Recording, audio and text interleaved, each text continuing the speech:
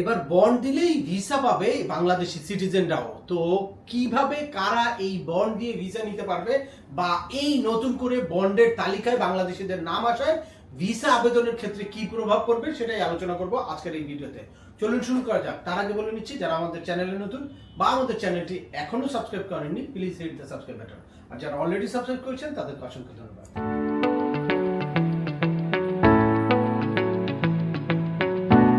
Welcome back. আপনাদের সাথে আছি আমি সিয়াম আমিনুল বাহার। আমাদের এই চ্যানেলে ইউএসএ, কানাডা, অস্ট্রেলিয়া, ইউকে সহ ইউরোপের বিভিন্ন দেশের ভিজিট, পড়াশোনা, ওয়ার্ক পারমিট এবং মাইগ্রেশন সংক্রান্ত বেশ কিছু আপডেটেড ইনফরমেশন আছে। আপনারা যারা যেই টপিকসে ইন্টারেস্টেড দয়া করে ওই রিলেটেড সকল ভিডিওগুলো দেখবেন। এরপর ছোটখাটো প্রশ্ন থাকলে ভিডিওর নিচে কমেন্টস করবেন। তারপরেও একান্ত কোনো ব্যক্তিগত পরামর্শ বা আমাদের কোনো সার্ভিস নিতে চাইলে ডিসক্রিপশনে থাকা হোয়াটসঅ্যাপ নম্বরে অ্যাপয়েন্টমেন্ট বুক করে সরাসরি যোগাযোগ করতে পারেন। অ্যাট দ্য সেম টাইম আমাদেরকে ইমেইল করতে পারেন এবং আমাদের ইউটিউব ও ফেসবুক পেজগুলো ফলো করে সবসময় আমাদের সাথে যুক্ত থাকতে পারেন। এনিওয়ে চলে আসে আজকের মূল আলোচনায়।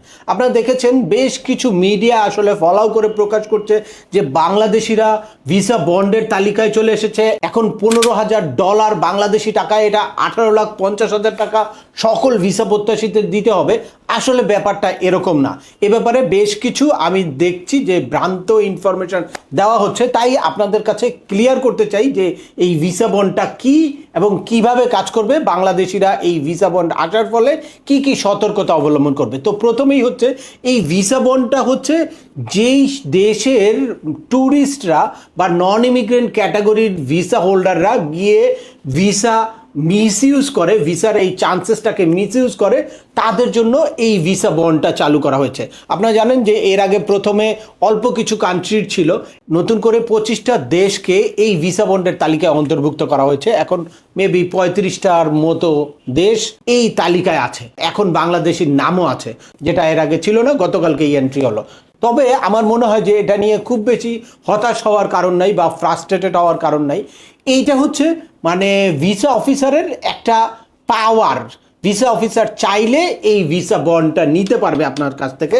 তো এটার কিছু পজিটিভ দিকও আছে। আমার কাছে মনে হয় যে যাদের অনেক সিরিয়াসলি, যেমন এই গতকালকেও আমার এরকম একজন অ্যাপ্লিকেন্ট ছিল যার বাবা একদম মৃত্যুসজ্জায়, তাকে দেখতে যাবে কিন্তু তাকে ভিসা দেওয়া হয় নাই। তো যদি এই ভিসা বন্ডটা বাংলাদেশিদের জন্য চালু থাকতো তাহলে সে কিন্তু ভিসা বন্ড দিয়ে তারপরে কিন্তু ইউএসএতে যেতে পারতো বা এই ভিসাটা নিতে পারতো। যেহেতু ভিসা বন্ডটা চালু নেই আর বাংলাদেশিরা যেহেতু রিস্ক জোনে আছে, বাংলাদেশিরা হিউজ পরিমাণে ভিসার মিসইউজ করে, দ্যাটস ওয়াই সে কিন্তু যেতে পারলো না বা তার ভিসাটা গ্রান্ট করলো না, যে সেও মনে হয় মিসগাইড করবে বা মিসইউজ করবে, এরকম ধারণা থেকে, এরকম ডাউট থাকার কারণে কনসুলার অফিসার চাইলেও তাকে ভিসা দিতে পারলো না। যখন ভিসা বন্ডটা কার্যকর হয়ে যাবে তখন যদি ভিসা অফিসারের ডাউট থাকে তাহলে ভিসা অফিসার তাকে একটা বন্ড দিয়ে তারপর ভিসা নেওয়ার জন্য এইসব মানে গুরুত্বপূর্ণ প্রয়োজনে যাদের যেতে হবে তখন তাদেরকে একটা বন্ড অফার করতে পারে।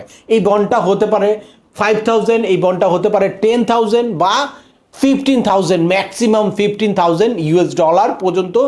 এই ইউএস এমবাসির যেই কনসুলার অফিসার দায়িত্ব থাকবে সে আপনাকে এই চার্জটা করতে পারে।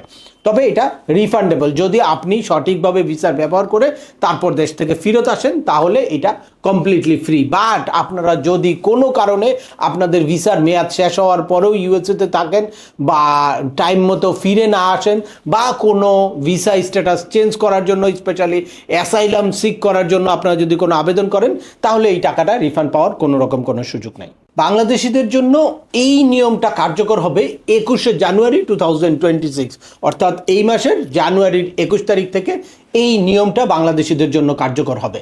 তবে আগে থেকেই কারো কোনো ফি পেমেন্ট করার বা কারো কোনো ডিপোজিট করার, আমাদের অনেক এজেন্সি আছে আপনাদেরকে মিসগাইড করতে পারে কোথাও যে ফি ডিপোজিট করতে হবে, এরকম না। আপনি ভিসার ইন্টারভিউ দিবেন, ইন্টারভিউ দেওয়ার পরে কনসুলার অফিসার যদি বলে তখনই কিন্তু আপনার এই ফিটা পেমেন্ট করতে হবে। এই ভিসা বন্ডের আওতায় যারা ভিসা নিবে বা বন্ড দিয়ে যারা ভিসা নিবে তারা 3টা পোর্ট ইউএস এর ব্যবহার করতে পারবে। এর মধ্যে একটা বোস্টন এয়ারপোর্ট, একটা John F Kennedy airport New ইয়র্কে, আর একটা হচ্ছে ওয়াশিংটন এয়ারপোর্ট। তো তো এই 3টা এয়ারপোর্ট ইউজ করতে পারবে, এর বাইরে কোনো এয়ারপোর্ট ইউজ করতে পারবে না।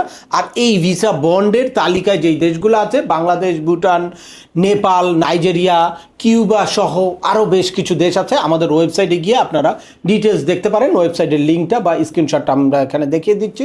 ওয়েবসাইটে গিয়ে তারপর আপনারা ডিটেলস ইনফরমেশন দেখতে পারেন। এখন আসছি যে এই ভিসা বন্ড আসার কারণে আপনাদের কি করণীয় বা কি প্রভাব পড়বে। ভিসা বন্ড আসার কারণে আপনাদের আরও সতর্কতার সাথে ভিসা আবেদনটা করতে হবে বা ইন্টারভিউর প্রিপারেশনটা নিতে হবে। কারণ কনজুলার অফিসার যদি এখনও মনে করে যে আপনাকে কোনো রকম কোনো বন্ড ছাড়া ভিসা দিবে, তাহলে তারা কিন্তু বন্ড ছাড়াও আপনাকে ভিসা দিতে পারে।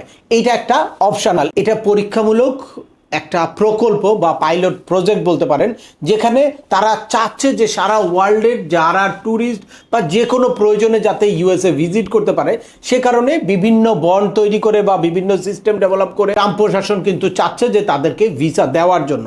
তো আপনারা যদি সঠিকভাবে প্রিপারেশন নেন, সঠিকভাবে DS-160 ফিল আউট করেন বা সঠিকভাবে ইন্টারভিউর প্রিপারেশন নেন, তাহলে 21শে জানুয়ারির পরেও আপনাদের কিন্তু ভিসা বন্ড ছাড়া, কোনো রকম কোনো বন্ড ছাড়াও ভিসা হতে পারে। সে কারণে এখন আপনাদের বাড়তি কিছু সতর্কতা নিতে হবে এবং সঠিকভাবে ভিসার জন্য আবেদন করতে হবে। এক্ষেত্রে আমার হিউজ ইনফরমেটিভ ভিডিও আছে, DS-160 ফিল আউট করা, ইন্টারভিউর প্রিপারেশন এবং কনজুলার অফিসার আপনি ইন্টারভিউর আগেই কোন কোন জিনিসগুলো রিভিউ করে, কিভাবে কনজুলার অফিসার ভিসার ডিসিশনটা নেয়, এই ভিডিওগুলো সব দেখে সঠিকভাবে DS-160 ফিল আউট করে এবং ইন্টারভিউর সঠিক প্রিপারেশন নিয়ে তারপর আপনারা যদি ভিসার জন্য যান, তাহলে বন্ড ছাড়াও কিন্তু আপনাদের ভিসা হতে পারে। বা বন্ড দিলেও এটা যেহেতু 5,000, 10,000, 15,000 পর্যন্ত আছে, এটা মিনিমাম ক্যাটাগরিতে আপনারা রাখতে পারবেন। তাই আপনাদের এখন থেকে ইউএস ভিসা আবেদনের ক্ষেত্রে নতুন করে বাড়তি কিছু সতর্কতা অবশ্যই নিতে হবে এবং সঠিকভাবে আপনাদের ভিসার আবেদনটা করতে হবে। তো আজকের ভিডিওটা দীর্ঘায়িত করছি না, আশা করি এই ভিডিও থেকে ভিসা বন্ড নিয়ে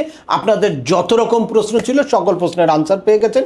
তারপরেও আপনাদের যদি এই সংক্রান্ত কোনো রকম কোনো প্রশ্ন থাকে, অবশ্যই আমাকে কমেন্টস করে জানাবেন। আর ভিডিওটি ভালো লাগলে বা তথ্যবহুল মনে হলে লাইক দিয়ে আপনার বন্ধুদের মাঝে শেয়ার করে দিবেন, যাদের এই ইনফরমেশনগুলো অত্যন্ত প্রয়োজন। আবার দেখা হবে নতুন কোনো গুরুত্বপূর্ণ টপিকস নিয়ে।